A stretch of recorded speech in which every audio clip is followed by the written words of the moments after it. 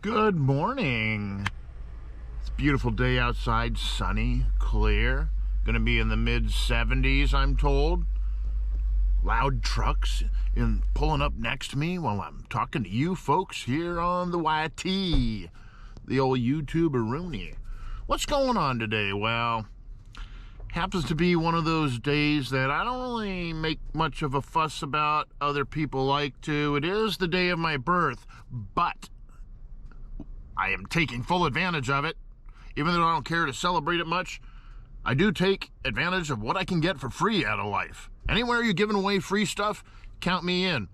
And a couple years back, it dawned on me, I know there's a couple of places that'll give you like a free drink or a free whatever on your birthday. So I went on the interwebs and I did a little Google searching. And I looked up every place I could find that would give you a free something on your birthday. So what did I do? Well, I signed up to all of them. Now, most of them nowadays, you have to be a part of like their reward program or their customer, have a customer account or something like that. And no big deal. Took me, matter of 20 minutes, I signed up to a whole bunch of places. And one of those I'm cashing in on right away this morning. Now, I did make my own coffee.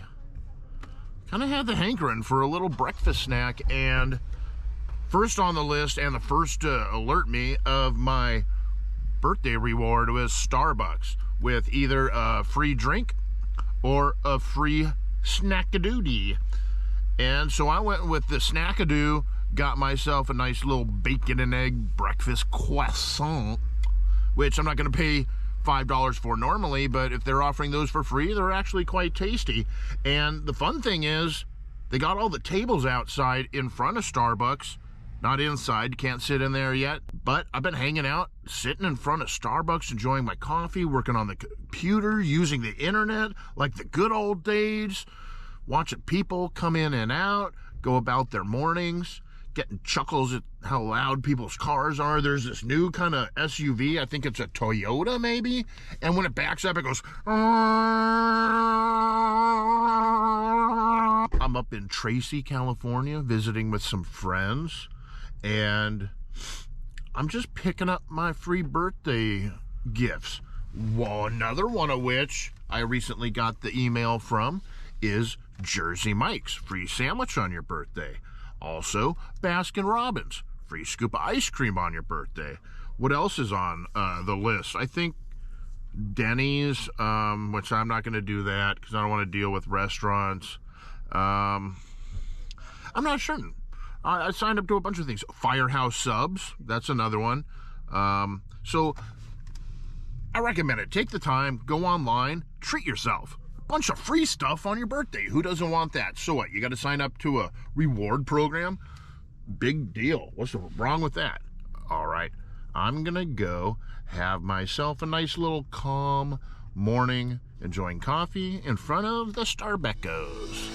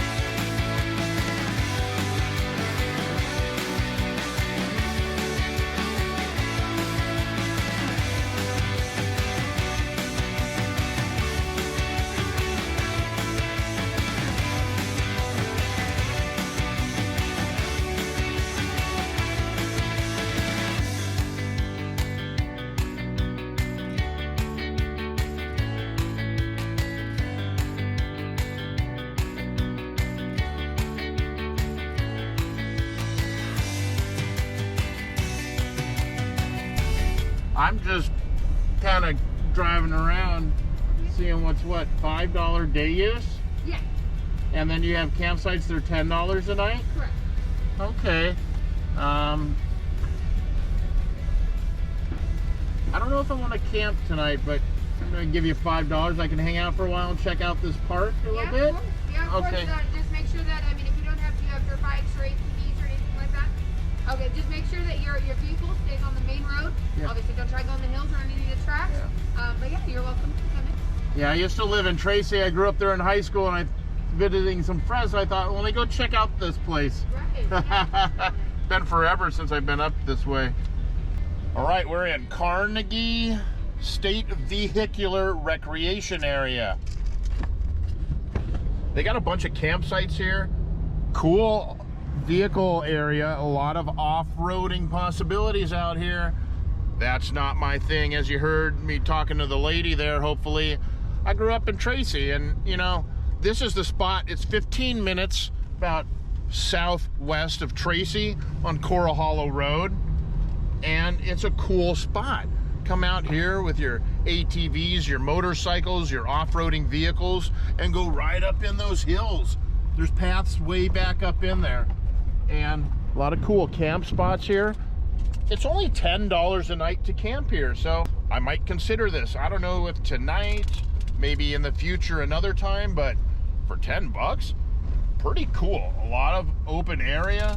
They got a little shop here in case you forgot some motorcycling gear, apparel, parts, and safety gear. Apparently they have food and drinks in there as well. I'm sure it's pretty limited selection. And these are what the campsites look like. Pretty primitive. You're camping on dirt out here because this is a recreational vehicle area. They got typical stuff. Barbecue, picnic area. They got some bathrooms down over there. Got showers as well. So for 10 bucks, you're pretty much getting a lot for your money out here. I'm just gonna cruise around, check the area out a little bit.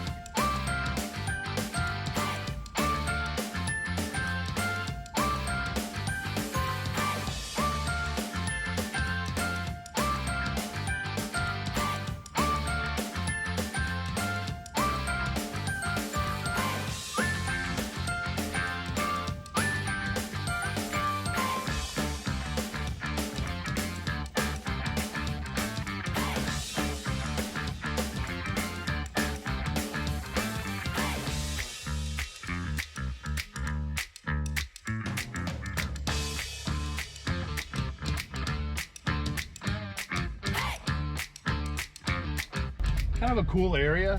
Got a nice little 4x4 playground right here. A little track and some jumps and stuff. Looks like there's one guy out there racing around. I was kind of hoping maybe I could fly my drone out here, but now I don't even know if that's allowed, being a state recreation area.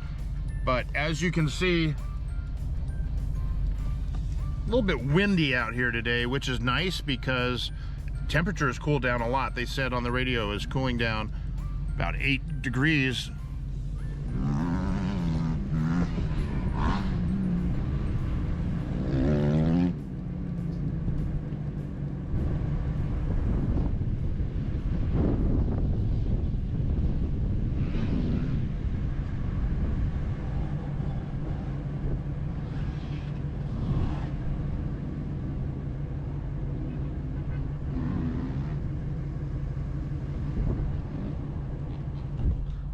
For $5 day use, which is standard day use price, of course, this is pretty worth it. I can sit here all day and watch guys ride these motocross vehicles around doing the jumps and hitting the bank turns and stuff. That's a lot of fun. Happy birthday to me. I'm gonna chill here, just have a nice little afternoon, maybe make some lunch, and just gonna enjoy the nice cool weather, watch the motorcycles whip around the hills here. Just generally have a nice peaceful little day. Well, I tell you what, the wind is howling outside, and that's not out of character for these parts because This is just getting into the Altamont Hills, those infamous Altamont Hills, the Altamont Raceway, and that whole chaos at the concert with the Hells Angels. Yes, that happened up here, right over the hills over there. And this whole area, the hills are covered in wind turbines because the wind whips down through these hills, through the passes and valleys. And, oh, right here at Carnegie State Vehicular Recreation Area, same can be said about that. Wind whipping through here right now. But what a cool spot this is. And, of course, when I came in through the ranger station, paid my $5 to the nice young lady, she gave me one of these jobs, you know, map of the area with history. And, well, I don't know where to begin. There is some cool history of this area, which I had no idea about, and the place itself is pretty extensive. So let me just show you the map real quick. This area, I believe it's something like 1,300 acres of, you know, rideable trails and paths and open riding areas. And, well, here it is laid out. Whole bunch of trails over here, open riding area, trails all around here. Wow, this place is called Dead Cow Canyon area. A lot of trails, a hill climb area, more trails. So of course I'm perusing the other side as well, which, you know, talks a little bit about the park. 1,300 acres, as I mentioned, ranged from 650 to 1,750 feet above sea level, with a Mediterranean cool climate, wet winters and hot, dry summers, that's for sure. Now, what really stands out to me as I move through all the statistics and information about the park, you got it, park history. And now we read from the pages of the Carnegie State Vehicular Recreation Area map and hand guide for park resources, history, and other useful and possibly useless information. In 1855, surveyors for a railroad found coal in Corral Hollow. This led to the building of California's first commercial coal mine and the town of Tesla. I didn't even know there was a town called Tesla out here. Ha! Crazy. From 1896 to 1905, the Tesla district was the largest coal producer in California. High-quality clay was found in the coal mines, which led to the construction of the Carnegie Brick and Pottery Company in 1902. Owner John Treadwell named his newest enterprise after philanthropist Andrew Carnegie. By 1910, as many as 110,000 bricks a day stamped with the name Carnegie were being shipped all over California. Tesla sand was used in the first window pane factory west of the Mississippi. Ha! Fascinating. A little town of about 350 people sprung up around the brickworks. The town included a hotel, 2 bunkhouses, a bakery, saloon, slaughterhouse, school, and 17 homes. Repeated flooding, boiler room explosions, and the 1907 failure of the bank that held the mortgage on the plant forced the closure of the Tesla mining operation and the Carnegie Brick and Pottery Company. In late 1911, the company stopped production despite high demand for the brick. Carnegie was sold in 1916 to a competitor who dismantled the machinery, tore down the plant, and on May 27, 1917, the tall smokestacks at the plant were dynamited as a small crowd stood watching. Wow, crazy. What a way to destroy some history. I tell you what, that is super cool history. I had no idea about any of this going on right down the road from Tracy. It goes on to say, Carnegie brick was used to build some of California's most beautiful buildings, While the foundation of the brickworks is all that can be seen of the old Carnegie Brick and Pottery Company, the company's legacy continues in stately buildings such as the Oakland Hotel, the Los Angeles County Natural History Museum, and the Carnegie Libraries in Livermore and Lodi.